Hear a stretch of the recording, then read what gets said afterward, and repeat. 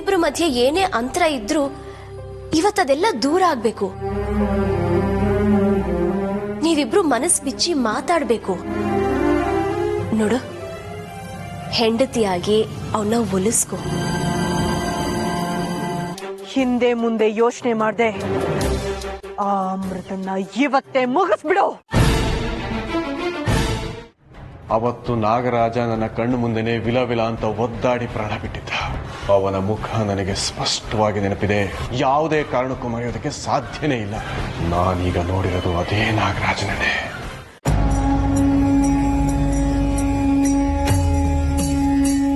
ಅಪ್ಪ ಬದುಕಿದ್ದಾರೆ, ಅಪ್ಪ ಬದುಕಿದ್ದಾರೆ. ಮಾವ ಹೇಳ್ದಾಗೆ ಅಪ್ಪ ಮತ್ತೆ ಜೀವ ಪಡೆದು ಈ ಭೂಲೋಕಕ್ಕೆ ಬಂದಿದ್ದಾರೆ. ಈ ಮಗಳ ಅಸಹಾಯಕತೆನ ನೋಡಿ ಆ ಪರಮೇಶ್ವರನೇ ನನ್ನ ಸಹಾಯಕ್ಕೆ ಮತ್ತೆ ಬದುಕಿಸಿ ನನ್ನ ಹತ್ರ ಕಳಿಸಿದ್ದಾನೆ. ಹಾಗಾದ್ರೆ ಅಪ್ಪ ಯಾಕಿನ್ನು ನನ್ನನ್ನು ಹುಡ್ಕೊಂಡು ಬಂದಿಲ್ಲ? ಯಾಕೆ ನನ್ನ ಕಣ್ಣಿಗೆ ಕಾಣಿಸ್ತಾ ಇಲ್ಲ?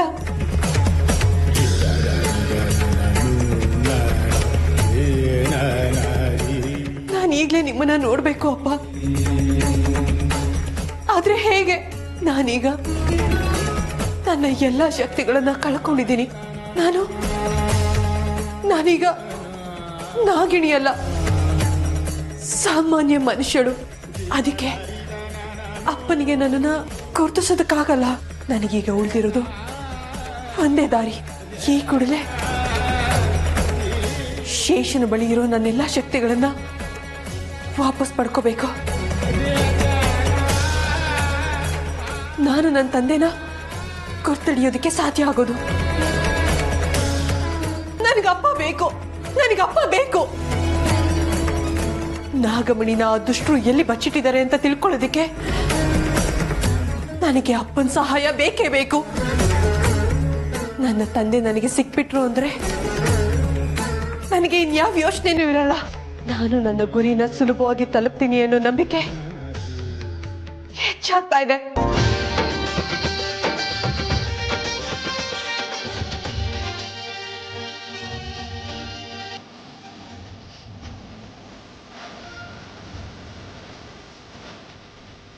ಆದ್ರೆ ಅಪ್ಪ ಬದುಕಿದಾದ್ರು ಹೇಗೆ?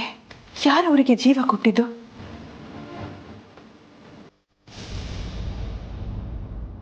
ನಿನ್ನ ತಂದೆ ತಾಯಿ ಇಬ್ಬರಲ್ಲಿ ಒಬ್ಬರಿಗೆ ಮಾತ್ರ ನಾನು ಪ್ರಾಣದಾನ ನೀಡಬಲ್ಲೆ.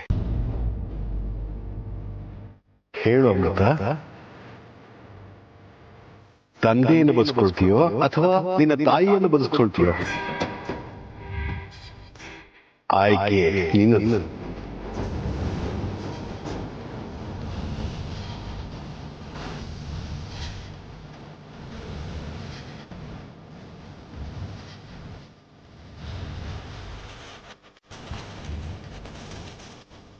ಹೊರಗಡೆ ನನಗೆ ಗೊತ್ತಿದೆ ನನ್ನ ಮಾತನ್ನು ಮೀರಿ ನಿಮ್ಮ ಜೀವನ ಕೊಟ್ಟು ದೇಹ ತ್ಯಾಗ ಮಾಡಿ ನನ್ನ ತಂದೆನ ಮರಳಿಸಿದಿರಿ. ನನಗೋಸ್ಕರ ಅದೆಷ್ಟು ದೊಡ್ಡ ತ್ಯಾಗ ಮಾಡ್ಬಿಟ್ರಿ ಗುರುಗಳೇ. ಈ ನಿಮ್ಮ ತ್ಯಾಗದ ಋಣ ಸದಾ ನನ್ನ ಮೇಲೆ ಇರುತ್ತೆ. ಈ ನಿಮ್ಮ ಅಮೂಲ್ಯವಾದ ಬಲಿದಾನವನ್ನ ಖಂಡಿತವಾಗ್ಲೂ ನಾನು ವ್ಯರ್ಥ ಆಗೋದಕ್ಕೆ ಬಿಡಲ್ಲ. ನೀವು ಯಾವ ಕಾರಣಕ್ಕೆ ಬಲಿದಾನನ ಮಾಡಿದಿರೋ ಆ ಉದ್ದೇಶನ ನಾನು ಖಂಡಿತವಾಗ್ಲೂ ಈಡೇರಿಸ್ತೀನಿ.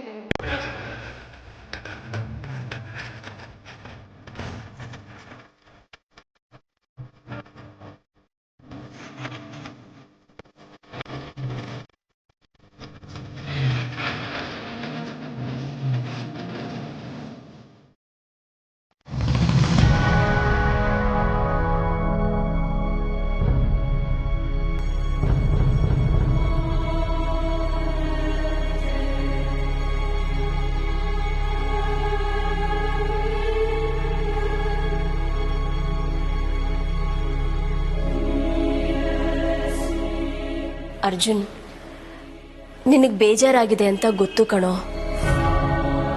ಅಮೃತ ಯಾವತ್ತೂ ನಿನ್ನ ಬಗ್ಗೆ ಇಷ್ಟು ಕಟುವಾಗಿ ನಡ್ಕೊಂಡಿರೋದನ್ನ ನಾವು ನೋಡೇ ಇಲ್ಲ. ನೋಡು, ಅವಳೇನೋ ಸಂಕಟದಲ್ಲಿ ಆ ರೀತಿ ಮಾತಾಡಿದ್ದಾಳೆ. ಗಂಡ ಹೆಂಡತಿನ ಮೇಲೆ ಒಂದು ಮಾತು ಬರುತ್ತೆ ಹೋಗುತ್ತೆ. ಅದನ್ನೇ ದೊಡ್ಡದು ಮಾಡಿಕೊಂಡು ನೀವಿಬ್ಬರು ದೂರ ದೂರ ಆಗಬೇಡಿ. ನೋಡು, ದೊಡ್ಡೋಳಾಗಿ ಒಂದು ಮಾತು ಹೇಳಬೇಕು ಅನಿಸ್ತು, ಅದಕ್ಕೆ ಹೇಳಿದೆ. ಅತ್ತೆಮ್ಮ, ಹೆತ್ತ ಮಗ ಹೀಗೆ ಮನಸ್ಸು ನೋಯಿಸ್ಕೊಂಡು ಓಡಾಡ್ತಾ ಇದ್ರೆ ನೋಡೋಕೆ ತುಂಬ ಸಂಕಟ ಆಗುತ್ತೆ ನನಗೆ. ಏನೋ ಆಗಿದ್ದಾಗೋಯ್ತು, ಎಲ್ಲ ಮರ್ತು ಬಿಡೋಣ.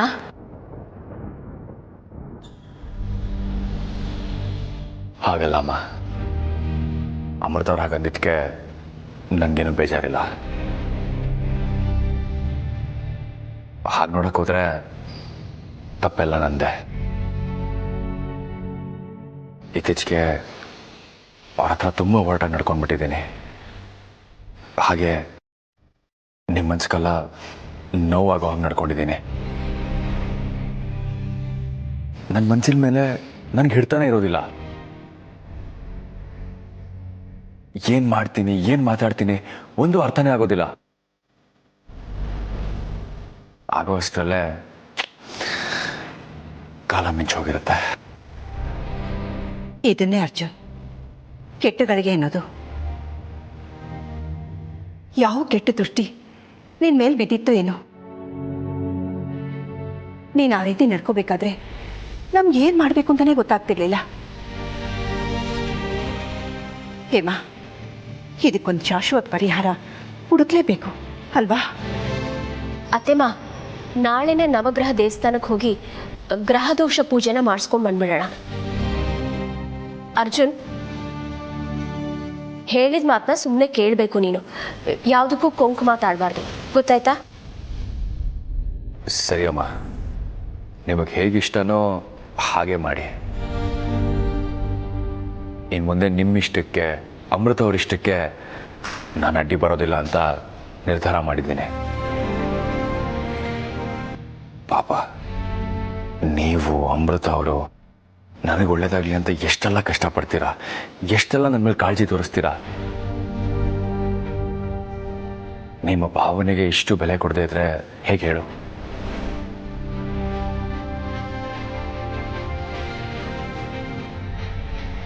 ಸದ್ಯ ನೀನು ನಮ್ಮ ಹತ್ರ ಸಮಾಧಾನವಾಗಿ ಮಾತಾಡ್ತಿದ್ಯಲ್ಲ, ನಮ್ಗದೇ ಸಂತೋಷ ಕಣೋ. ಇನ್ನು ಮುಂದೆ ಹೀಗೆ ಸಮಾಧಾನವಾಗಿ ಮಾತಾಡೋದು ಅಜ್ಜಿ. ನನಗೆ ನನ್ನ ಅಮೃತ ಅವರ ಪ್ರೀತಿ, ನನ್ನ ಮನೆಯವರ ಸಂತೋಷದಕ್ಕಿಂತ ಬೇರೆ ಯಾವುದು ಮುಖ್ಯ ಅಲ್ಲ. ಇನ್ನು ಮುಂದೆ ನನ್ನಿಂದ ಯಾವುದೇ ಥರ ತಪ್ಪಾಗೋದಿಲ್ಲ, ನನ್ನಿಂದ ನಿಮ್ ಯಾರಿಗೂ ನೋವಾಗೋದಿಲ್ಲ ಅಂತ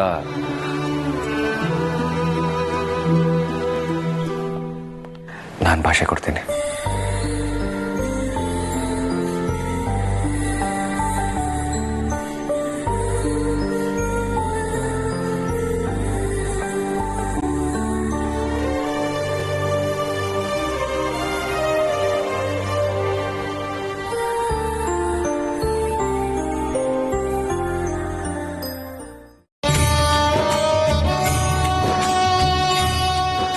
ಅಪ್ಪ, ಎಲ್ಲಿದ್ದೀರಾ ಅಪ್ಪ? ಎಲ್ಲಿದ್ದೀರಾ ಅಪ್ಪ? ನೀವು ಹೇಗಿದ್ದೀರಾ? ನೀವು ಬದುಕಿದ್ದೀರಾ ಅಂತ ಗೊತ್ತಾದ್ಮೇಲೂ ನಿಮ್ಮನ್ನ ನೋಡದೇ ಇರೋ ಒಂದೊಂದು ಕ್ಷಣನೂ ಒಂದೊಂದು ಯುಗ ತರ ಅನ್ನಿಸ್ತಿದೆ.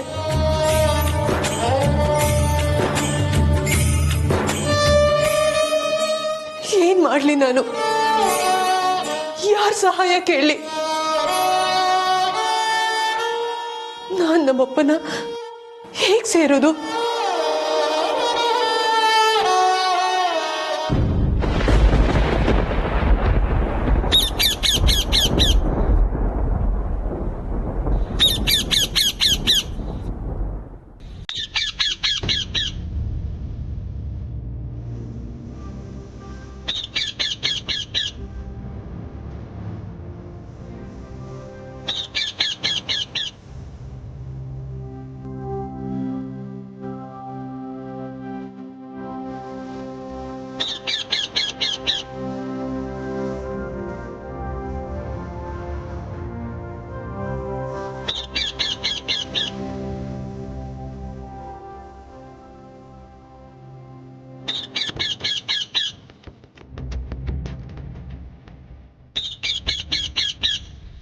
ಇದೇನಿದು ಗಿಳಿ ಬಂದಿದೆ ನಮ್ಮ ಮನೆ ಹತ್ರ?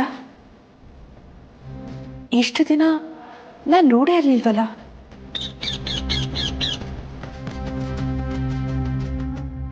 ಯಾವ ಗಿಳಿ ಇರ್ಬೋದಿದು? ನಾನು ಅಪ್ಪನ ಬಗ್ಗೆ ಯೋಚನೆ ಮಾಡ್ಬೇಕಾದ್ರೇನೆ ಇದು ಬಂದಿದೆ ಅಂದ್ರೆ ಅಪ್ಪನ ಬಗ್ಗೆ ಏನಾದ್ರೂ ಸೂಚನೆ ಕೊಡೋದಕ್ಕೆ ಬಂದಿರಬಹುದಾ? ನೋಡೋದಕ್ಕಂತೂ ಸಾಧಾರಣ ಪಕ್ಷಿ ತರ ಕಾಣಿಸ್ತಾ ಇಲ್ಲ ಇದು.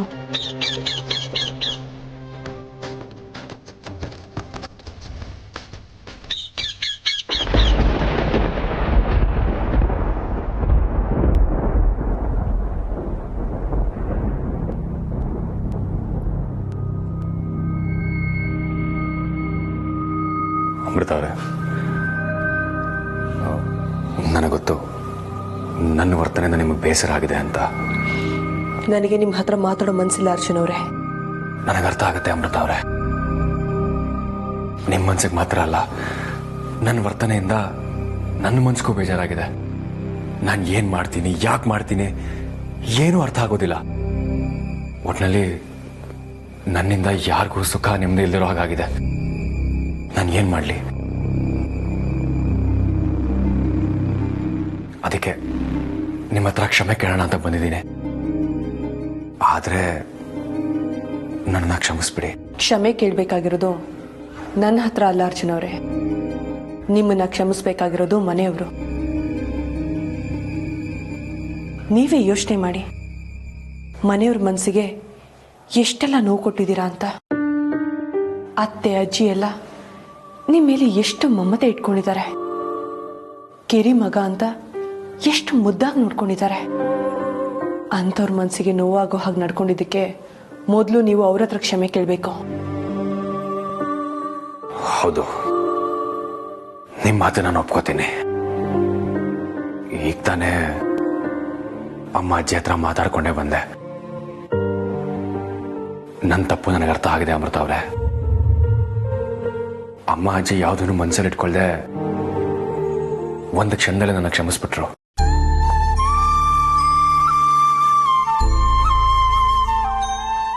ಇವಾಗ ನೀವೊಬ್ಬರೇ ಕ್ಷಮಿಸ್ಬೇಕಾಗಿರೋದು. ನನ್ನ ಪ್ರೀತಿಯ, ನನ್ನ ಜೀವ ಆಗಿರೋ ಅಮೃತ ಅವರು ನನ್ನ ಕ್ಷಮಿಸೋವರೆಗೂ ಈ ಅರ್ಜುನ್ ಮನ್ಸಿಗೆ ನೆಮ್ಮದಿ ಇರಲ್ಲ ಕಣ್ರಿ. ಹೇಳಿ ಅಮೃತ ಅವರೇ, ನನ್ನನ್ನು ಕ್ಷಮಿಸ್ತೀರಾ ಅಲ್ವಾ?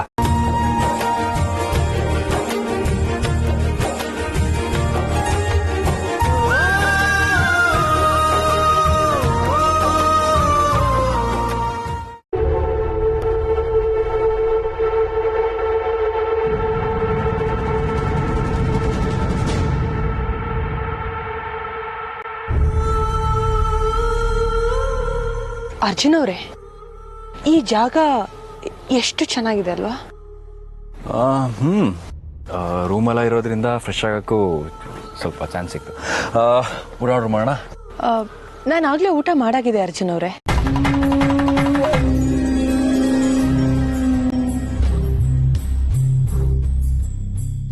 ಇವರು ಖಂಡಿತ ನನ್ನ ಅಮೃತವರಾಗಿರೋದಕ್ಕೆ ಸಾಧ್ಯನೇ ಇಲ್ಲ. ನನ್ನ ಅನುಮಾನಗಳು ಕ್ಷಣ ಕ್ಷಣಕ್ಕೂ ಬಲವಾಗ್ತಾನೆ ಇದೆ. ಕಣ್ಣುಗಳು ಮೋಸ ಮಾಡ್ತಿರ್ಬೋದು, ಆದರೆ ಹೃದಯ ನನ್ನ ಪ್ರೀತಿ ಪರವಾಗಿ ನಿಂತಿದೆ. ಎದುರಿಗಿರೋದು ನನ್ನ ಅಮೃತ ಅವರಲ್ಲ, ನನ್ನ ಪ್ರೀತಿ ಅಲ್ಲ ಅಂತ ಸಾರಿ ಸಾರಿ ಹೇಳ್ತಾ ಇದೆ. ಹೃದಯನೂ ಒಮ್ಮೆ ಕೈ ಕೊಡುತ್ತೆ ಅಂತ ಅಂತಾರೆ, ಆದರೆ ಒಳ ಮನಸ್ಸು ಕೈ ಕೊಡೋದಕ್ಕೆ ಸಾಧ್ಯನೇ ಇಲ್ಲ. ನನ್ನ ಒಳ ಮನಸ್ಸಿನ ದನಿನ ನಾನು ಕೇಳಬೇಕಿದೆ. ಈ ರಹಸ್ಯನ ಹೇಗಾದ್ರೂ ಮಾಡಿ ಪತ್ತೆ ಮಾಡಲೇಬೇಕಿದೆ.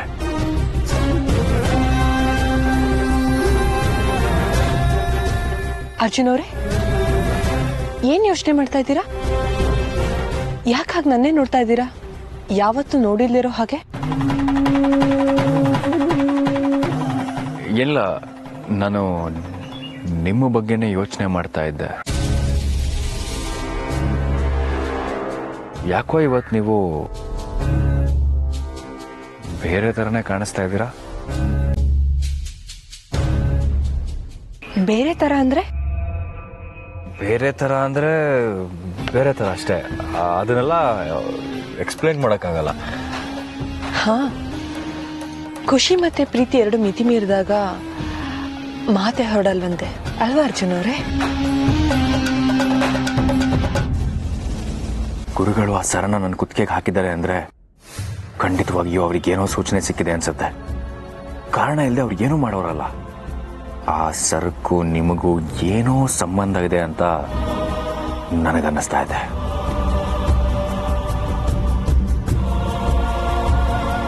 ಅರ್ಜುನ್ ಅವರೇ ನೋಡಿ, ಇದನ್ನೇ ಬೇಡ ಅಂತ ಹೇಳೋದು. ಇಷ್ಟು ದೂರ ಬಂದಿರೋದು ಹೀಗೆ ಮೂಕ ಬಸವಂತರ ಕುತ್ಕೊಳ್ಳೋದಕ್ಕ? ಏನಾದ್ರೂ ಮಾತಾಡೋದಕ್ಕಿಂತ ಮುಂಚೆ ನಾನು ನಿಮ್ಮ ಹತ್ರ ಕ್ಷಮೆ ಕೇಳಬೇಕು ಅಂತಿದ್ದೀನಿ. ಯಾಕೆ? ನಾನು ಹಾಕೊಂಡಿದ್ದ ಸರದ ಬಗ್ಗೆ ನಿಮ್ಗೆ ಅಸಮಾಧಾನ ಇದ್ರೂ ನಿಮ್ಮ ಇಷ್ಟದ ವಿರುದ್ಧ ಸರನ ಹಾಕೊಂಡು ನಿಮ್ಮ ಮನಸ್ಸಿಗೆ ಬೇಜಾರು ಮಾಡಿದೆ ಅಂತ ಅನ್ಸುತ್ತೆ. ನಾವು ಹನಿಮೂನಿಗೆ ಬಂದಿರೋದೇ ಖುಷಿಯಾಗಿರೋದಕ್ಕಲ್ವಾ? ಸೊ ಅದಕ್ಕೆ ಅದನ್ನು ರೂಮಲ್ಲೇ ಬಿಚ್ಚಿಟ್ಬಿಟ್ಟೆ.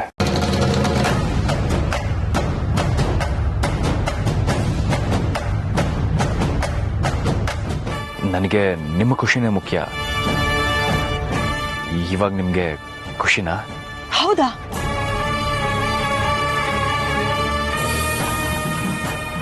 ನನ್ನ ಅಭಿಪ್ರಾಯಕ್ಕೆ ಇಷ್ಟೊಂದು ಬೆಲೆ ಕೊಡ್ತೀರಾ ಅಂತ ಗೊತ್ತಾದ್ಮೇಲೆ ತುಂಬಾ ಖುಷಿ ಆಗ್ತಿದೆ ಅರ್ಜುನ್ ಅವರೇ.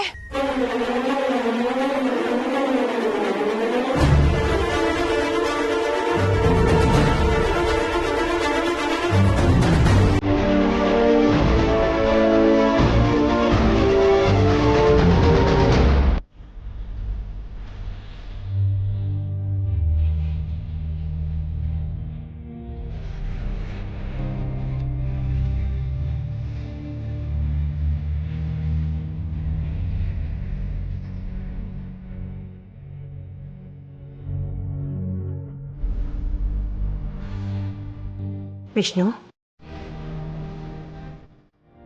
ಅಲ್ಲ ನಿಮ್ಮಿಬ್ಬರಿಗೂ ಏನಾಗಿದೆ? ಯಾಕೆ ಈ ಥರ ಇದ್ದೀರಾ? ಏನಾಯ್ತು? ಏನೂ ಇಲ್ಲ, ಏನೂ ಇಲ್ಲ. ಅದೇಗೆ ಸಾಧ್ಯ? ನೀವು ಯಾವತ್ತೂ ನೀವಿಬ್ರು ಹೀಗಿದ್ದಿದ್ದು ನಾವು ನೋಡೇ ಇಲ್ಲ.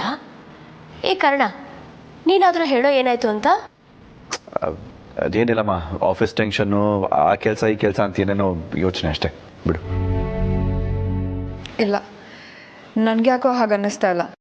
ಆಫ್ಟರ್ ಆಲ್ ಆಫೀಸ್ ವಿಚಾರಕ್ಕೆ ಮಾವ ಇಷ್ಟೊಂದು ತಲೆ ಕೆಡಿಸ್ಕೊಳ್ಳೋರು ಅಲ್ವೇ ಅಲ್ಲ. ಬೇರೆ ಏನೋ ವಿಚಾರನೇ ಇರಬೇಕು. ನಿಜ ಹೇಳಿ ಮಾವ. ಹೌದು, ಬೇರೆ ವಿಚಾರ ಇದೆ. ಬೇರೆನೇ ಇದೆ. ಏನೀಗ? ವಿಷ್ಣು, ಮನ್ಸಿನಲ್ಲಿ ಏನಾದರೂ ಆತಂಕ ಇದ್ರೆ ನಮ್ಮ ಹತ್ರ ಹೇಳ್ಕೊ. ಮನೆಯವ್ರು ನಾವಿದ್ದೀವಿ. ನಮ್ಮ ಹತ್ರ ಹೇಳ್ಕೊಂಡ್ರೆ ನಿನ್ ಮನ್ಸು ಹಗುರ ಆಗುತ್ತೆ. ಅದನ್ ಬಿಟ್ಟು ಈ ರೀತಿ ಕೂಗಾಡಿದ್ರೆ ಏನ್ ಪ್ರಯೋಜನ ಹೇಳು? ಅದೇನಾಗಿದೆ ಅಂತಾದ್ರೂ ಹೇಳೋ.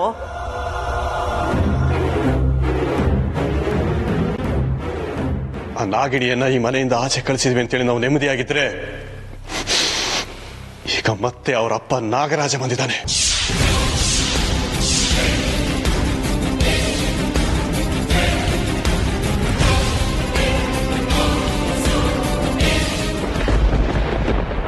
ನಿಮ್ಮ ತಪ್ಪಿನ ಅರಿವು ನಿಮ್ಗಾಗಿದೆಯಲ್ಲ ಅರ್ಜುನ್ ಅವರೇ, ಅಷ್ಟು ಸಾಕು. ನನ್ನ ಕ್ಷಮೆ ಅಗತ್ಯ ನಿಮಗಿಲ್ಲ. ಅದು ಅಲ್ಲದೆ ಇವತ್ತು ನಾನು ತುಂಬಾ ಖುಷಿಯಾಗಿದ್ದೀನಿ. ಹಳೆ ಕೈಗಳನ್ನೆಲ್ಲ ಮರ್ತ್ಬಿಟ್ಟಿದ್ದೀನಿ. ಖುಷಿ, ನಿಮ್ಮ ಖುಷಿಗೆ ಕಾರಣ ಏನು ಅಂತ ತಿಳ್ಕೋಬಹುದಾ? ನಿಮ್ಮ ಖುಷಿಲಿ ನನಗೂ ಪಾಲ್ ಕೊಡ್ತೀರಾ ಅಲ್ವಾ? ಕಾರಣ ಏನಿಲ್ಲ ಬಿಡಿ, ಹಾಗೆ ಸುಮ್ಮನೆ. ಕಾರಣ ಏನಾದರೂ ಆಗಲಿ, ಸಂತೋಷ ಪಡೋದಕ್ಕೆ ಕಾರಣ ಯಾಕೆ ಬೇಕು ಅಮೃತ ಅವರೇ? ಒಟ್ನಲ್ಲಿ ನನ್ನ ಅಮೃತ ಮುಖದಲ್ಲಿ ನಗು ಬಂತಲ್ಲ, ಅಷ್ಟು ಸಾಕು ನನಗೆ. ಇದೇ ಖುಷಿಲಿ ಸಂಜೆ ಸುತ್ತಾಡ್ಕೊಂಡು ಬರೋಣ. ಬರ್ತೀರಲ್ವಾ ನನ್ನ ಜೊತೆಲಿ? ಖಂಡಿತವಾಗ್ಲೂ ಅರ್ಜುನ್ ಅವರೇ, ನೀವು ಕೇಳಿದ್ರೆ ಯಾವಾಗಿಲ್ಲ ಅಂತ ಹೇಳಿದ್ದೀನಿ ಹೇಳಿ. ಹೋಗೋಣ.